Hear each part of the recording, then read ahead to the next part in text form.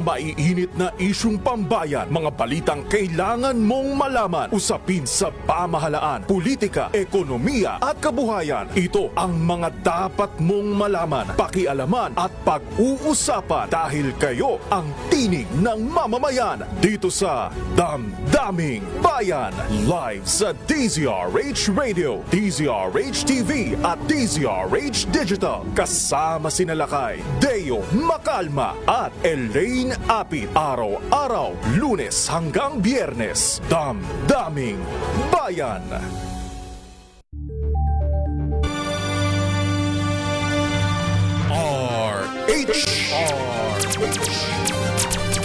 Pilipinas, ang oras po 6:42.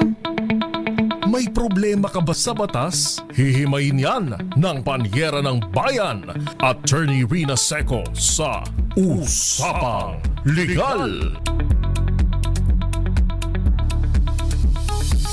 Usapang Legal. Magandang gabi Pilipinas, ito po ang DZRH Usapang Legal kasama ang Panyera ng Bayan, Attorney Rina Seco para sa DZRH, una sa Pilipinas, una sa Pilipino. Legal.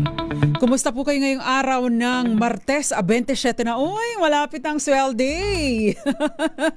Pero yung iba sa 30th, pasat at 30, yung iba naman gagawin 31 ang sweldo, gawin nyo ng 30. Umiri talaga, no?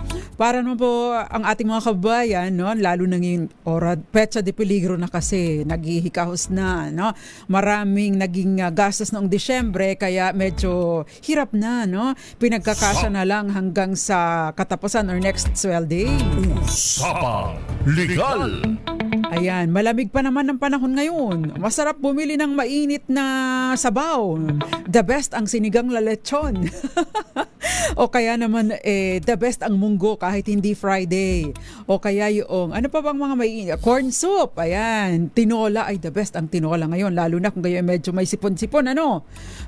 Napakasarap ng mga maiinit na sabaw ngayon. Kumusta po ba dyan sa, sa Benguet, no? Kumusta po ang temperature dyan sa inyo? Usapang Legal. Tinitingnan ko dito sa amin, titingnan ko dito sa relo ko, 27 degrees Celsius, no? 26 sa lugar ko, sa Parañaque, pero 27 dito sa Pasay, feels like 26. Sa ibang mga lugar ay mas malamig pa, kaya importante po ang ating mga pananggalang sa lamig. Yung mga walang boyfriend, walang asawa, tiis-tiis tayo sa kumot, jacket, ayan, kanya na lang muna. Usapang Legal. Mas sigurado pa yun, no? Hindi kayo iiwanan ng kumot nyo at saka ng jacket nyo. Anyway, samahan nyo po ako hanggang 7:30 ng gabi. No? Maganda po ang ating tatalakayin tonight. May kinalaman po sa mga, yung mga nakakapikon na developer. Dahil ang sabi ng isa nating nagpadala ng mensahe, matagal na po kaming fully paid.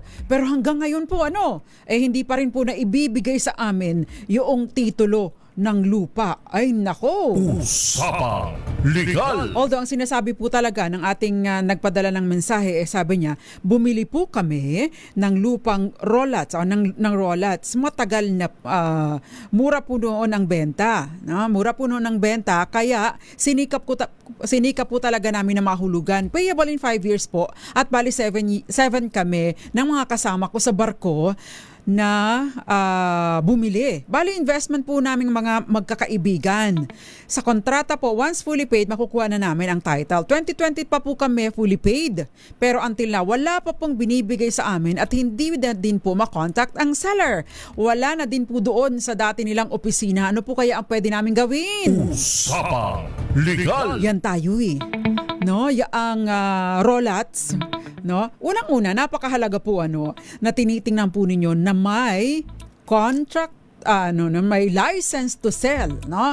Hindi lang basta legit ang developer, no? Kasi magkakaiba po, no? Bawat proyekto po ay dapat makakuha ng lisensya na makapagbenta ang isang developer. Hindi porke at registered or legit ang existence, no, ng isang developer, hindi nangangahulugan na legit na yung inyong transaksyon or legit na itong proyektong ito. Because, no, bagaman at meron na pong lisensya itong developer. Lisensya bilang developer, kailangan po na bawat proyekto meron din po silang license to sell, no? Kung wala pong license to sell, illegal po ang transaksyon na ginagawa sa inyo ng developer. Usapang Legal. Yan. Yun po ang mahalaga, no? At dahil po ipinagbabawal po talaga ng batas yung rolats na tinatawag. Bakit kanyo ipinagbabawal ang rolats, no? Ang rolats po ay hindi nabibigyan basta-basta o hindi nabibigyan ng license to sell, no? Unless makakuha po sila ng exemption, at napaka-seldom po na makakuha or mag-grant ang ganito, no? Yung pong rolats ay generally bawal because, no, kailangan po, no, kapag ka magtatayo ka ng subdivision, kailangan mong magtayo ng mga lateral development. May tamang patubig, may tamang pakuryente, may tamang yung disposal ng yung dadaanan, tawag na sewage system. Meron din pong parke. Requirement po pag nagsiset up ng subdivision, meron pong allotted na specific percentage ng area na dapat itinatalaga bilang park, no, sa lugar. Usapang Legal. Kaya hindi po basta-basta yung isa-subdivide tapos ay ibibenta. Bahala na kayo, no? At syempre, napakahalaga ng road network. Kapag ka po yan, lahat kayo mag-aaway. Magkakagulo kayo dyan dahil hahati-hatiin ang lupa, wala kayong right of way. So yung right of way, no, yung daanan, yung road network doon sa subdivision ay dapat po na pinuprovide nitong developer. Pero kung yan po ay rolats na hinati-hati lamang, magkakagulo kayo mga magkakapitbahay. Usapang Legal. Tama po kayo, Ma'am Teresita Atienza, pag rollout hindi po developed. Wala pong mga basic yung mga basic services na kinakailangan, no? So napakahalaga po talaga yung license to sell because, no, at least sigurado kayo na compelled o may obligasyon at mairereklamo ninyo sa DHSUD, no? DHSUD, Department of Human Settlement and Urban Development, yung inyong yung seller na nagbenta sa inyo ng property. Usapang Legal. So yan pa ang tinatalakay natin tonight, and if you have questions, 0919-282-6485. Tatalakayin din po natin pahapyaw yung tinatawag na Maceda Law, yung bibili ng property in installment, no?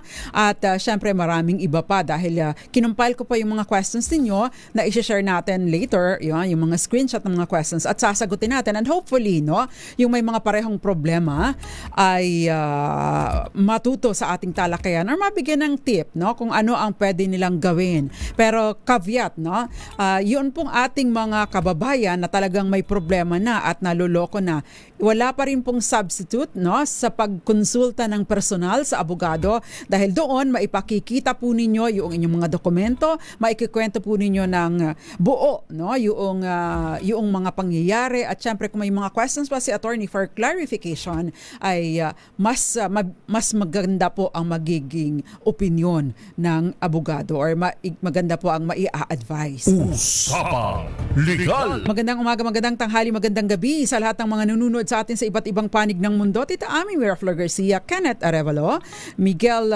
Falier Villa, magandang gabi. Magandang gabi Elmer Bendolga, El Enriquez. Masarap daw ang sotanghon soup with meatballs. Oo. Magandang gabi din po sa Mami Belen Rivera. Ay, malamig po dyan sa sa Santo Tomas. Tita Ami Miraflor Garcia, tipid daw sa kuryente at hindi na muna nag-aircon. Totoo. Jojo Villa, magandang gabi Sep Apostol, Mirna de la Cruz, gayon din sa'yo Loida Ebañez Sacramento. Magandang gabi, nanunood sa atin sa Santa Rosa City sa Laguna. Si Eduardo Narvaez, Ma'am Grace Recta, gayon din sa inyo, iba pang mga nanunood sa atin. Magandang gabi. Melvin Letrodo, At syempre pa si Ma'am Teresita Atienza. Magandang gabi po sa inyong lahat. Usapang Legal. At syempre nanunood si Tatay Nalding dyan sa Santa Fe, Leyte. If you have questions po, feel free to ask bilang comment sa ating DZRH TV4K live stream sa YouTube o kaya naman ay sa DZRH News at DZRH News Television Facebook pages bilang comment sa ating live feed tonight. Usapang Legal. Magko-commercial lang po muna tayo pagkatapos sasagutin na natin yung mga questions sa ating pong pagbabalik. Ilan po muna mga paalala. Kayo'y nakikinig sa Usapang Legal kasama si Attorney Rina Seco.